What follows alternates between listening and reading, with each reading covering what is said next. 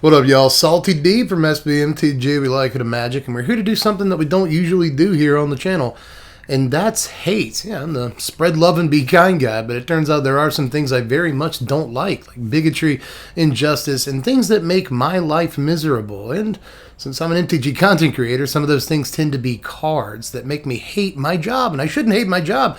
I get to play Magic for money, but it's hard to help that situation when there's a bunch of cards in Standard that are the equivalent of nails on a chalkboard, and the chalkboard is your forehead. And come to think of it, Standard cards are just about the only thing in life where we suffer the cycle of grief before the thing dies, right? A new powerful card comes out, sadness, then anger, then bargaining. You gonna ban this card or what? And then finally acceptance, which looks a lot like this in a game of Magic. But then a year and a half later, the card finally dies. And then of course we have 2 or 3 weeks of happiness and a fresh Standard before the cycle inevitably repeats itself endlessly, on and on forever. But it is always fun to celebrate when cards we all collectively hate playing against finally get to step in. So that's what we're going to do today. We're going to talk about the 10 cards that I cannot wait to get out of my format. And I'm your favorite Magic channel's favorite Magic channel. Best believe that the professor go bananas for my deck techs. I come correct like a porn star, slicing up all these other suckers with my sword mark. Hey, we're back, and remember, YouTuber reminder, like and subscribe. We're trying to get to 7 million subs right now, and we might get there someday if I live another couple 100 years. But with advancements in science, who knows, right? And we're at 125K right now. That march to 7 million starts with you. So if you haven't hit sub yet, maybe go ahead and do that. I'd really appreciate it. Pitch over. Let's go ahead and get to the list because we got a lot of hate to spread today.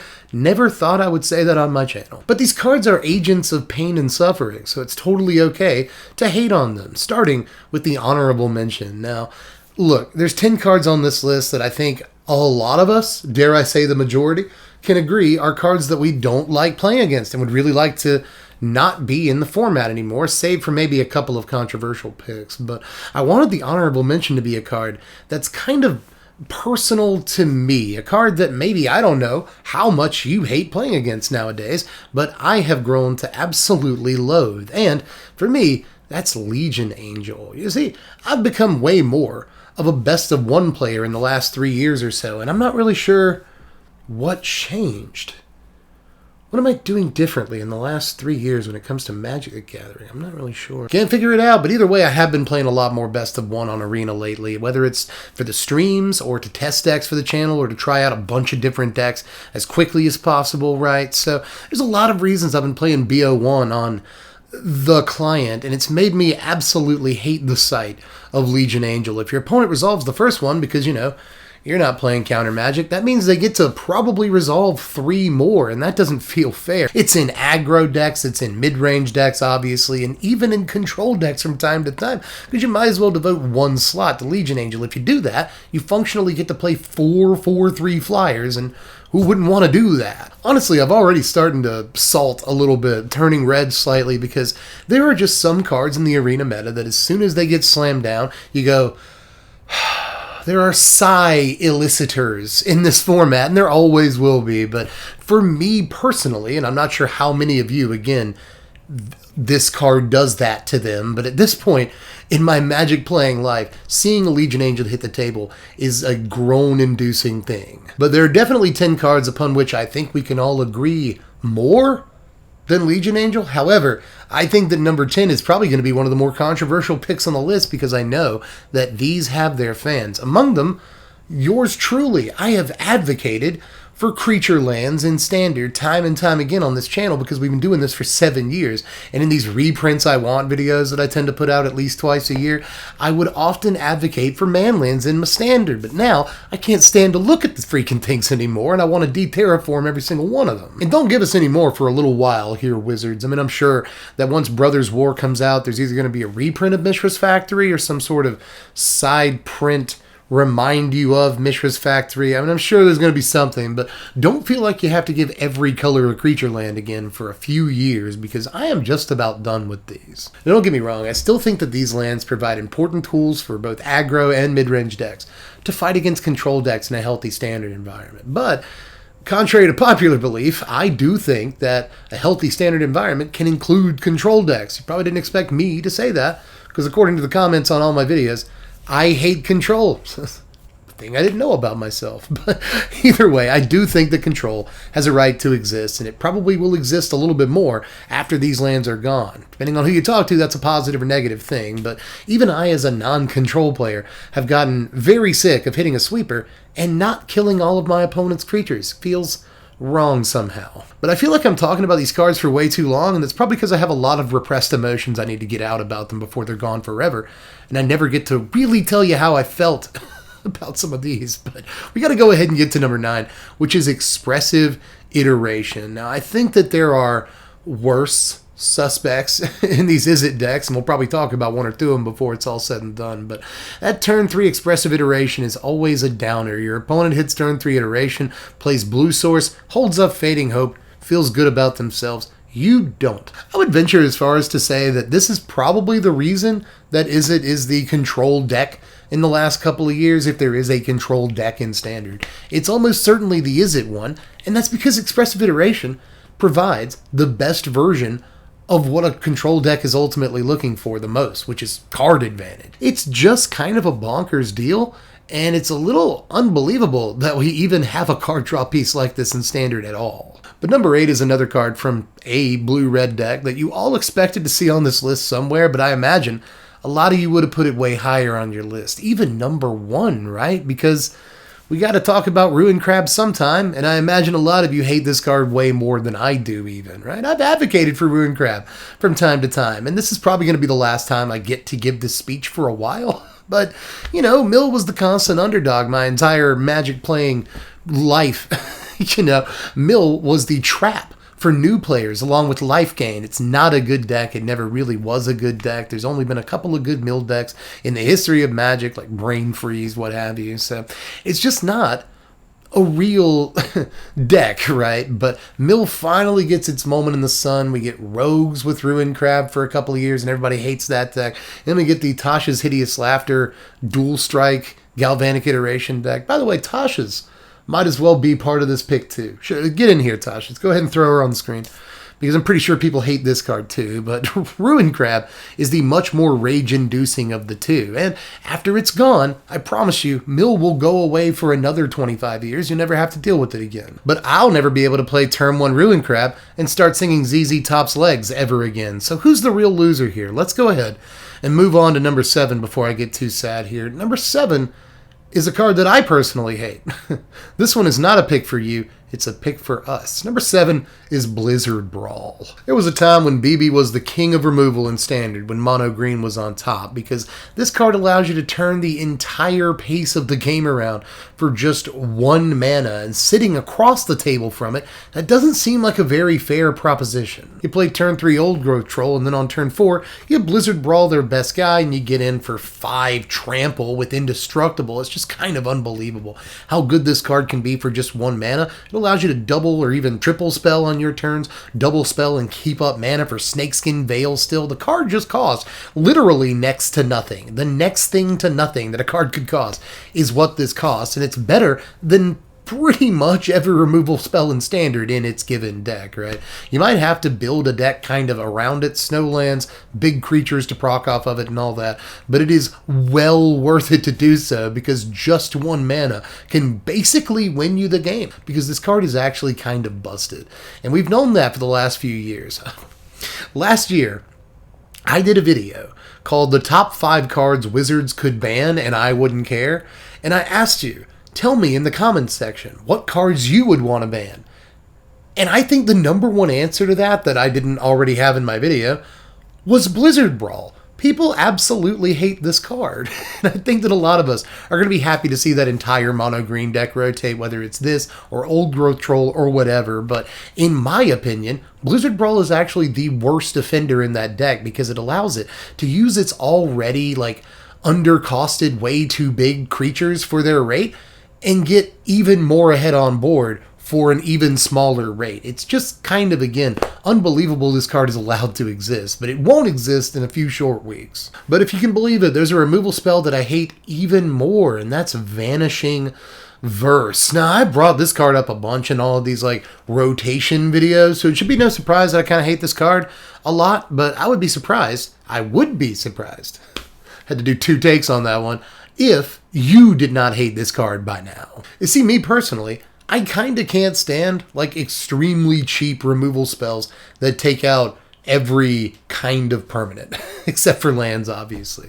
I know that there's multicolored stuff in the format this doesn't hit, and all that's fine and dandy, but this also hits a ton of like 5 mana enchantments, and I don't know, as a jank lord and a guy that likes to play like kooky mid-range decks with a weird engine or combo and stuff like that, I really don't like when my like 5 mana enchantment that nobody plays but does something cool that I want to test out can just get blown away by a 2 mana instant speed thing. The mana value that this generates against literally every permanent type in Standard is just kind of stupid.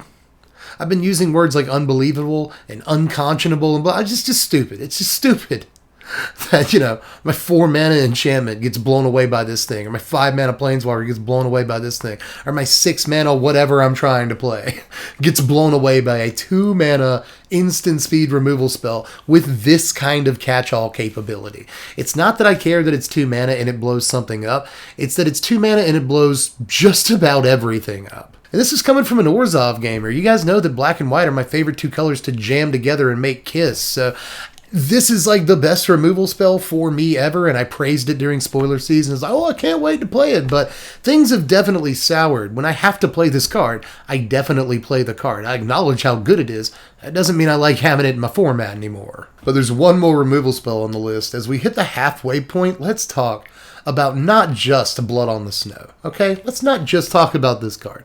This is a little bit like a video I just did where I had to talk about not just Thalia, but all of mono white. It was the things you're going to hate after rotation. I really don't think mono white is completely dead after rotation, but I do think that mono black is. So I'm kind of happy about that. Again, coming from me. This is a guy that used to do one mono black control deck tech literally every single season because it's one of my favorite deck archetypes of all time. And I wanted mono black to make a comeback in Standard for the last like 7 years. And I finally got what I thought I wanted, and there's like a monkey's paw situation, right? Where not like this.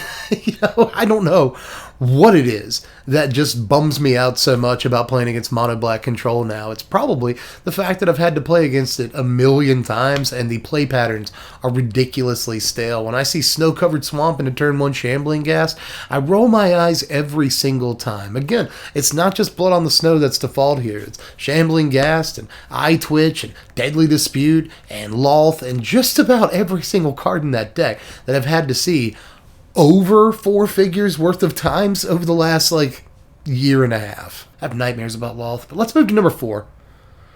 Honestly, I have nightmares about the rest of the cards on this list. I mean, there were some cards up there towards number 9 and 10 where we were like, oh, won't it be great when this is out of the format? Isn't it kind of a problem? But no, now we're down to cards that actively make me want to vomit when I see them hit the table during a game of Magic the Gathering. These are cards that hit an anger response in my brain that's buried very, very deep. So let's talk about number 4, Rune Forge Champion. Honestly, I have never gotten so sick of a deck in so little an amount of time as I have with this Naya Runes deck. Now, I do think that green-white runes is, well, not green-white runes, but green-white enchantments, probably still a deck after rotation. You know, Economy of Transience, Generous Visitor, and all this cool stuff. Michiko's Reign of Truth. I mean, there's still really good cards for the green-white enchantments deck after rotation. But what we won't be doing anymore, thank you very much, is playing free runes. We won't be Jukai Naturalist into Rune Forge Champion into free rune, free rune, free rune. I win the game, I guess? How did that happen?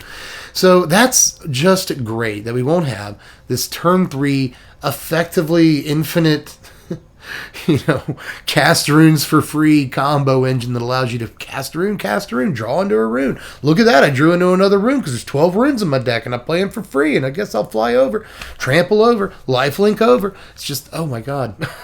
I'm pretty sick of the ridiculously aggressive lines from those decks, and I feel like after rotation, yeah, they'll still have Kami, they'll still have Visitor, and a bunch of cool cards like that, but the snowball won't get so big so quickly when they aren't able to play 4 free spells on turn 3. But we're into the top 3, basically the top 3 most powerful cards in the current environment, save for maybe 1 or 2. I mean, in the last video where we talked about, top 10 cards that are going to be amazing post-rotation and all that, We talked about the Wandering Emperor. We talked about Fable of the Mirror Breaker. I mean, there are going to be cards that will annoy us for another year after this rotation. But there are cards in the current standard that have annoyed us for the whole 2-year stretch that they've been in our standard environment. Whether they've been in this deck or that deck or 3 or 5 or 6 different decks, there are cards so powerful, so ridiculous in their spread of playability that they're in just about every deck that carries their colors, and I am sick of seeing them. The top 3 starts off with Asika's Chariot. The Cadillac is a big reason to play green at all, right? And I am just about sick of turn 3 Cat Car off of Prosperous Innkeeper, Sculptor of Winter, or Tangled Floridian, whatever. There are a lot of turn 3 Asika's Chariots in this format, and there's a lot of crazy tricks with it too.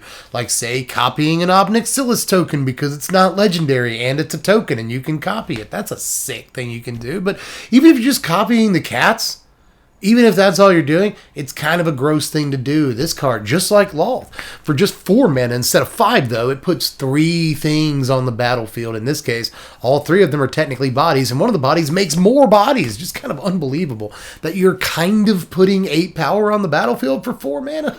It's just very silly. It's also pretty decent against sweepers, so long as you can grab another 4 power worth of dudes and play it to the table. You can then attack with your Chariot and probably copy a token that you just created. It's really good with Rune and 7, obviously. There's just tons of little combos with this card, tons of ramp decks, tempo decks, mid-range decks, what have you. If your deck carries green, it very often has Asika's Chariot in it, and I cannot wait until that's the case. Give these cats a break. I'm a cat person, and these 2 poor cats got to carry this stupid thing around for 2 years. I can't wait till it rotates so they finally get a solidarity with these cat drivers. Can they get a break? Starting to sweat. It turns out, though, that there are 2 more cards that are even more aggravating than Asika's Chariot somehow, and I think you know at least one, if not both of them, but you might be again surprised at the placement. Like, number 2 is Goldspan Dragon. It's not number 1. It's somehow not number 1. This is a card that's been in many decks over the last couple of years. Never got touched by Wizards. They knew to nerf it in Alchemy, but actually the entire top 3 has been nerfed on Alchemy now that I think about it, but nothing has ever been done about them in actual standard. So that's an interesting trend, isn't it? And after a while, you tend to get sick of cards like that, no matter how many fun nicknames you have for them. I love calling this thing Gary Oldman and Goldie Hawn and all that stuff, but I hate playing against it. I cannot stand playing against it. And after another 6 weeks or so here, I never will again. And neither will you. And I think that's cause for celebration. Even people that like dragons are done with this stupid thing at this point. But let's get to number 1, which is a card just like Goldspan Dragon. I will play it when I have to play it. I acknowledge that it's probably the best 2-drop in standard history. I don't know if I'll go that far, but this is probably the best 2-drop that we've seen in standard for aggressive decks since I started my YouTube channel. And I'm sick of seeing it in everything from mono white to Boros to mid-range decks to even things like Selesnya decks. This card is just in every single deck that carries its color, because why would you not play Luminar Aspirin? This thing is even in control decks some of the time. It's in the Esper deck, which is functionally a control deck that plays creatures.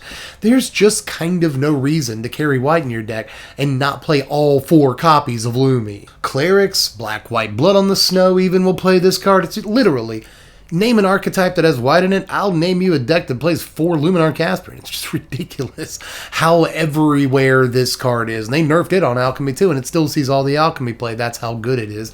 It doesn't even look that great. It looks unassuming when you first read it. I think during spoiler season I was like, oh, this card's probably good. Turns out, best card in standard.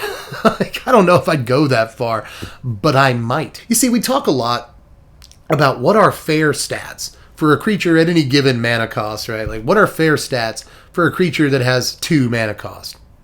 2/3? 3/3 is the outer limit? Will we ever see a 3/4 or a 4/3 for 2 mana and no drawback or anything like that? We talk a lot about stats for rate, but what if a 2-drop had infinite stats for its rate? That's Luminar Aspirin. I don't know about you, but infinite stats seems a little much, especially for a 2-drop. Infinite stats? Probably start at 3 drop. We need to learn a lesson from Luminar Aspirin. Next time we see a card like this during spoiler season, we don't need to put our foots down and say no. Our foots. We need to put our foots down. We need to put our feet down and tell Wizards no. We will not. We will not. Unless, you know, all the aggro players are in the corner like, I like the card. But the rest of us who know what a fair Magic card is should say no to stuff like this from now on. I just hate it. Really chaps my aspirant, and I'm pretty sure that you hate it too. But again, like I've said with some of these other cards, unless you're a historic player or a pioneer player, and honestly, the fact this card's going to be in those formats is probably going to keep me from playing those formats.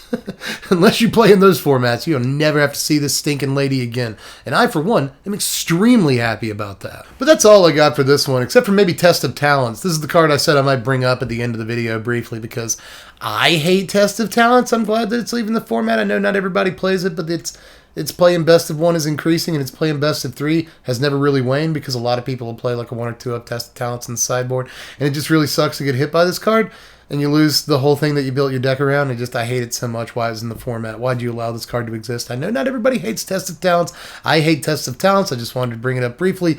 Screw this card. I'm glad that it's leaving. But anyway, that's all that I have for this video. We talked about 12 cards that I am just done with, but I'm sure that there's a lot more that you cannot wait to leave your format. There's a few that I purposefully left off this list, so you can tell me in the comment section how you feel, but just let me know what I missed down there.